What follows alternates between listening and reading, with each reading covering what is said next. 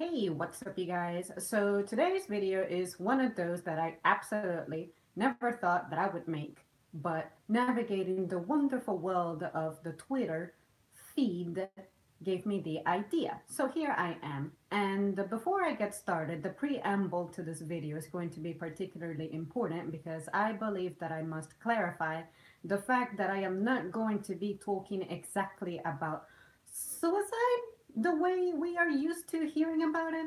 It's something a little different. And there's like this Australian doctor that is 104 years old, and he is traveling to Switzerland, or he is already in Switzerland.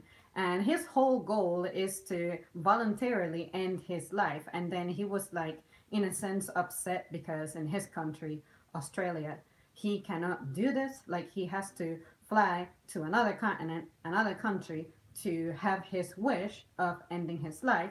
And then, of course, I couldn't help but have some thoughts interfere with me, which, if you guys have been watching me for a long time, you should get this vibe from me, which is I'm a pro life person. Like, I'm all about, stay alive, do your thing, you know, um, and don't give up and whatever. But the factors in this story make it particularly tricky because we're talking about a guy who is already 104 years old. And I'm not saying that that means that your life is going to suck and be miserable automatically and whatever. Some people literally do age gracefully. But for this guy, he says that he's unhappy and he is like just feeling all kinds of disgraced. So I understand why at that point in his life he would want to end his life. If I were a member of his family, I would be feeling sad to see him go because, it sucks to lose a loved one. But at the same time, I am not him to know what makes him feel like he's ready to go. So, I'm in my 20s and I'm just starting my life, and this guy has already 10 decades under his belt. So, another thing that makes this tricky is a video that I made many months ago, which is I was expressing what happens with life once it's over. Is there life after death, or is this it? And for me, my point was I believe in some kind of reincarnation because I cannot believe that as much stuff as there is to do in this life, to see in this planet, you only get one chance in life to live it. And then I also cannot help but think about babies who just don't make it past, I don't know, their first year. So what happens with them? They don't even get an opportunity to make it. Whatever their circumstances for their very early passing, it's kind of strange for me to just accept that, oh, that's it. That baby was supposed to have lived whatever kind of consciousness and spirit it had. It's like gone, boom. They don't get their chance.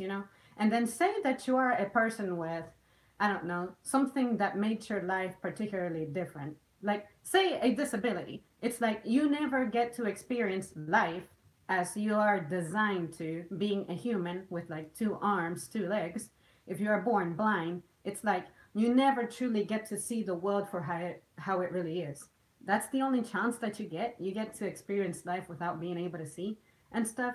So, anyways, I went over all of that in that particular video, but just so you get a feel as to why my opinion in this particular matter is the way it is. But yeah, in this guy's situation, I mean, if he feels like there's just nothing more to his life and he's just legitimately tired of being alive, then we should just respect his decision.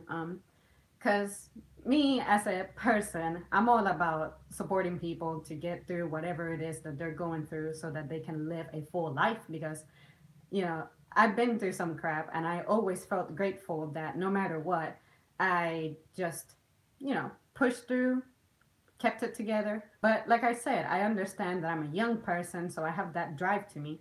But when you're an old person, I guess you have fulfilled certain goals, and as time passes, things just change, and you just do not adapt the same way to things. Like, let's say his wife is dead or something, stuff like that. It's kind of tricky when you really think about it critically. And if it's a younger person, of course, you're like, oh, wow, there's this whole life ahead of you, dude. You cannot just give up. But with an older person, like, I'm trying to say, it's not like they cannot find any more value to life, but if they genuinely feel like that's it, then we should let them go. Because also, when you're older, your body just doesn't function the same way as it used to. So maybe this guy is just physically incapable of finding a thrill to life because he's in pain. And he's not terminally ill, from what I read, but when your physical abilities are not the same, that does tend to affect your perception about life a little bit. I've never shared the story for you guys that I can recall, but back in 2014, I had this disease to where I could almost not move, and if I moved, it was terribly, terribly painful. Every single inch of my body ached, and I said, if this is going to last for long, I think I am going to consider some things because this is just not the way to live.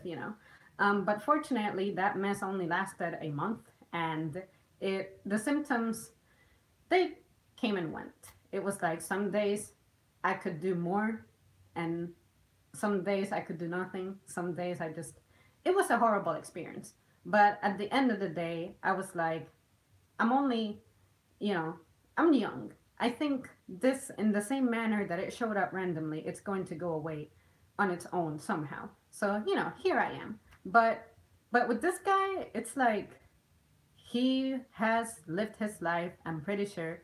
So we shouldn't feel like we need to try to persuade him into staying alive because, hello, if the guy wants to go, then just respect him. He knows why he wants to go. So yeah, you guys, that's really my thoughts on this matter. It's kind of tricky because this is a person who's asking to just be medically put down. Um, that brought the question to me of, is he doing this because he actually wants to like kill himself, but he doesn't really have the physical means to do it? It's kind of a messed up thought to have, but he wants to go. Let's let him go. He lived his life, I guess. But if it was a younger person, then I would definitely be trying to talk them out of it. But at the same time, I feel like it's not up to me because if this person genuinely feels like their life is done, then it's kind of a tricky subject because I look at that as giving up, and I'm just someone who doesn't give up.